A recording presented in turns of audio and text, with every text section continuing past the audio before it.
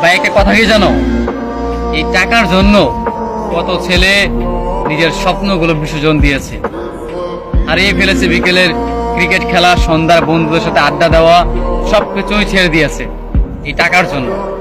টাকার জন্য প্রতিটা ছেলে নিজের ক্যারিয়ারটাকে এলোমেলো করে দিয়েছে। পরিবারের কাছ থেকে নানা ধরনের কথা শুনেছে, প্রিয় মানুষকে হারিয়েছে, বন্ধু বান্ধবের থেকে আলাদা হয়ে গিয়েছে, হারিয়ে ফেলেছে তার বিকেলের আড্ডা, সন্ধ্যার আড্ডা, কিংবা বিকেলের ফুটবল ম্যাচ, ক্রিকেট খেলা, ঘুরে বেড়ানো, এই সব কিছু মানে পরিবর্তন করে ফেলেছে শুধুমাত্র নিজের ক্যারিয়ার ভালো রাখার জন্য, মানে প্রতিশ্রুতি করার জন্য বা টাকা ইনকাম করার জন্য।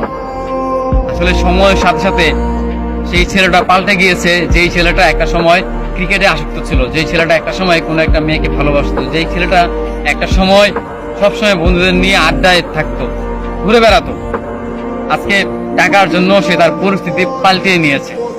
আসলেই মানুষের পরিস্থিতি মানে পাল্টানো প্রয়োজন, কারণ একটা সময়ের পর গিয়ে, বিশেষ করে ছেলেদের 18 বছরের পর থেকে শুরু হয় তাদের জীবনটা আসলে একটা বিষাক্ত, কিংবা তাদের জীবনটা একটা বেদনা, সেটা তারা মানে বুঝতে পারে 18 বছরের পর।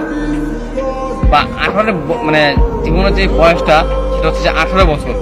তার আগে যে মুহূর্তগুলো, সেগুলো মানে খুব ভালো কাটবে, কিন্তু জীবনে যে 18 বছর যে পার হয়ে যাবে, কিংবা এই বছরটা যখন পার হয়ে যাবে, ঠিক তখনই প্রতিটা ছেলে কিংবা প্রতিটা মেয়ে, তাদের কাছে মানে তাদের জীবন একদম বিষাক্ত মনে হয়।